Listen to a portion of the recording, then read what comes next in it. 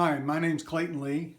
I've been a recreational or hobbyist beekeeper for 16 years, and today I thought I'd give you a quick overview of what beekeeping is like. First of all, the things you need to know about are the bees themselves. We have three kinds of honeybees in the hive. Everybody's probably heard of a queen bee. They're usually a little bit larger. There's the workers, which are all females. And then most times of the year when you're looking at a hive, you'll see drone bees. They're the males. If you can quick look at this poster behind me, which you might be able to zoom in on. Here's the queen bee. She's the one that lays all the eggs. She has a larger abdomen. The worker, which is what most of the bees are in the hive, and the drone. And if you look at the drone from a second longer, you'll see it has larger eyes than the worker and the queen bee. So those are the main bees within the hive. You probably have talked or heard about bees in the beehive. There are a lot of them. In the middle of the summer, which is where we're at right now, there could be up to 50,000 bees in the hive. So if you're out by the front door, you'll see a lot of traffic. They're out collecting nectar and pollen. Back to the bees and their jobs. Of course, I mentioned that the queen lays the eggs so that they can raise more young. The worker bees, they do different jobs throughout their life.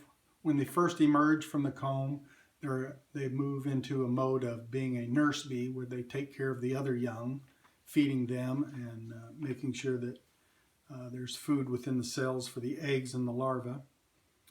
There are bees in the hive that do guarding at the front door. They make sure that no strangers come in, whether they be different bees from different hives or wasps or carpenter bees, that type of thing. Also, some bees at the front door fan to keep the temperature regulated within the hive, and they also fanning also stirs the air enough where the pheromone from the queen can be smelled throughout the hive, and the workers all know the queen is in there and everything is okay. And then finally they work outside. They go out to flowers and gather nectar. We would call those field bees. So that's the kind of the jobs they do. As far as where bees live, if we'll look over here to the side, is a small box, which is really what we use for beekeeping for the bees. This is a Nuke Box, but it's essentially the same structure as a regular hive.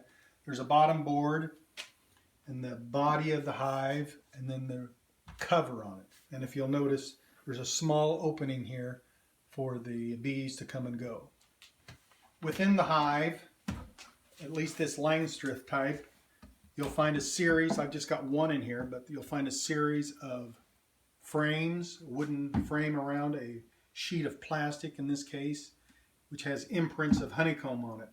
That's what the bees use to pull wax off their body. You can see a little bit of a start on the top of this one, and they'll pull out, we call it pull the comb out, which comes out like a little piece of straw.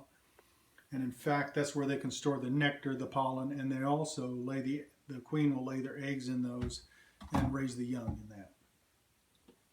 So that's really all the more of the components of a beehive there are. The beekeeper himself, to work within the hives, needs some basic things. A veil you put over your face so that the bees don't sting or attack you in the face. You may have heard of a smoker. Nothing more than a tin can. You start a fire in it, and then there's bellows attached to it that blow air through it and puff smoke out so you can puff it into the hive. A hive tool is something that you'll use as a beekeeper. It's nothing more than a little pry bar. Everything in the hive is sticky.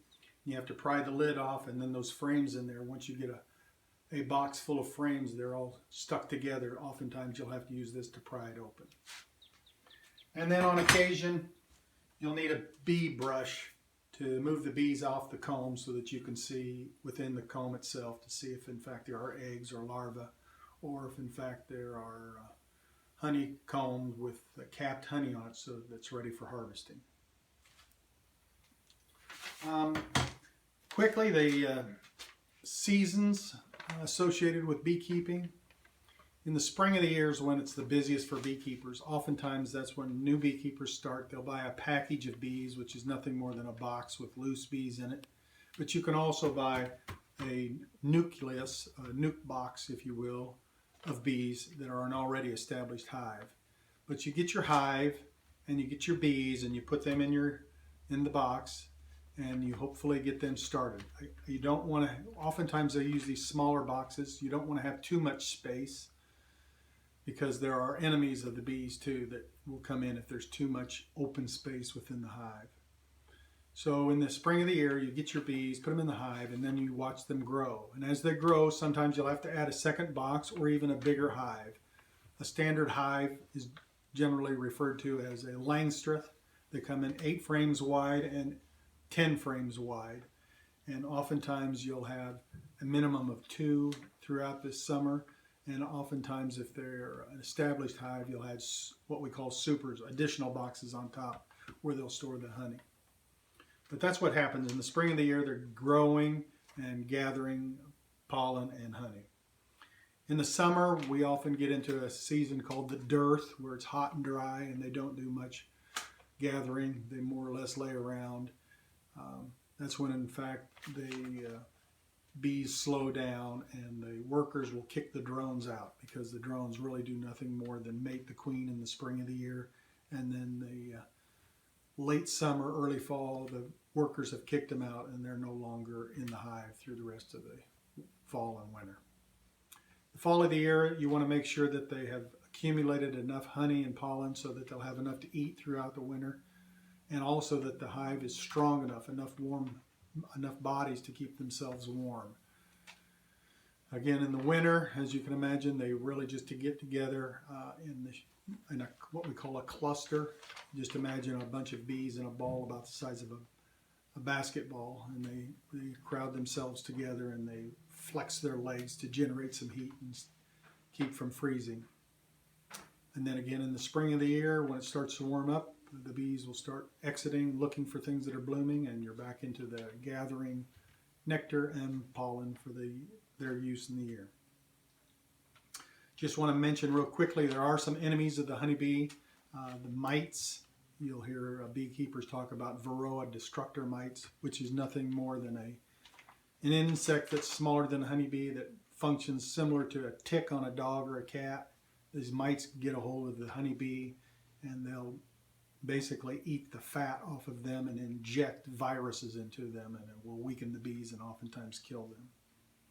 There's also small hive beetles. They're about half the size of a ladybug, and they're solid black. They'll get into the hive and they don't directly hurt the bees, but in fact they lay eggs and the larva will destroy the wax, the honey, and the pollen by eating it and crawling around in there.